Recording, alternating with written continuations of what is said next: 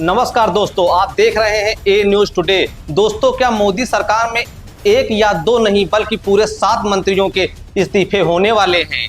क्या इस लिस्ट में देश के रक्षा मंत्री और सरकार में कभी नंबर 2 कहे जाने वाले राजनाथ सिंह का नाम भी शामिल हो चुका है?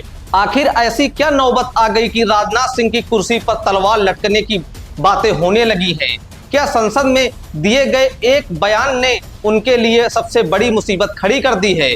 कांग्रेस तो उनके सीधे इस्तीफे की मांग पर अड़ गई है, लेकिन जरा रुकिए, कहानी सिर्फ राजनाथ सिंह तक सीमित नहीं है।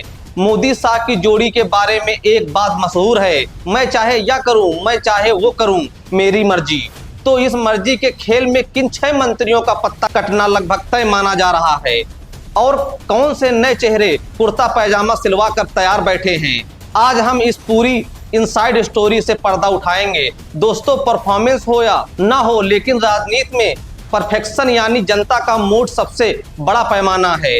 आइए सबसे पहले उन चेहरों की बात करते हैं जिनका विकेट गिरना तय माना जा रहा है। नंबर 1, धर्मेंद्र प्रधान, शिक्षा मंत्री।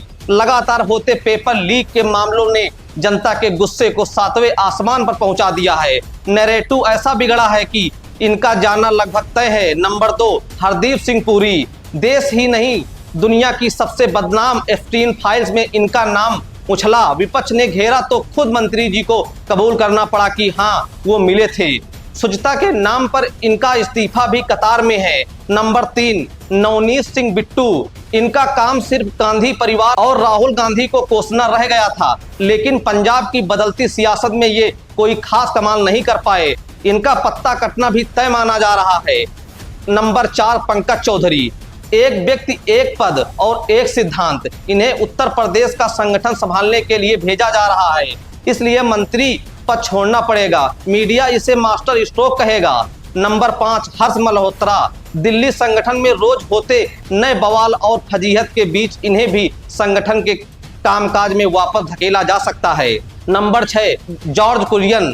केरल से आते हैं, चुनाव के वक्त राजनीतिक फायदे के लिए लाया गया था।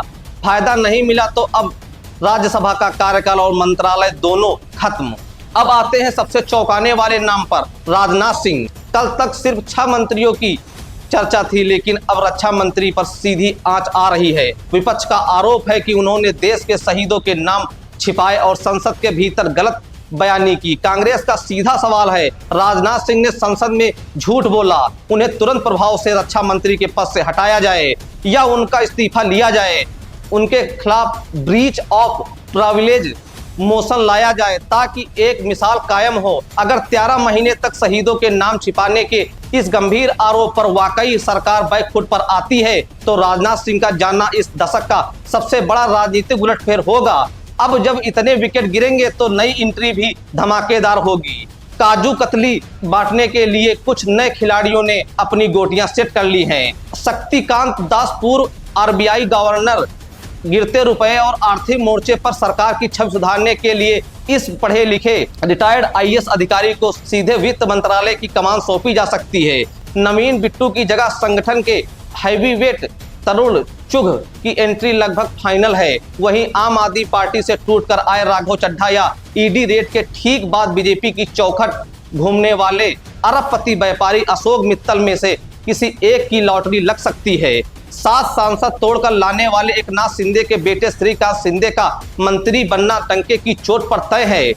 उद्धवगुट से आए संजय दीना पाटिल को भी वफादारी का इनाम मिल सकता है। टीएमसी को झटका देने वाली काकोली घोष एनसीपीआई के लिए दिल्ली में बड़े दफ्तर और मंत्री पद का रास्ता साफ दिख रहा है। अयोध्या और राम मंदिर के आसपास बने डैमेज कंट्रोल को संभालने के लिए खुद मर्दे के नाम पर यानी अरुण गोविल को मंत्री बनाया जा सकता है।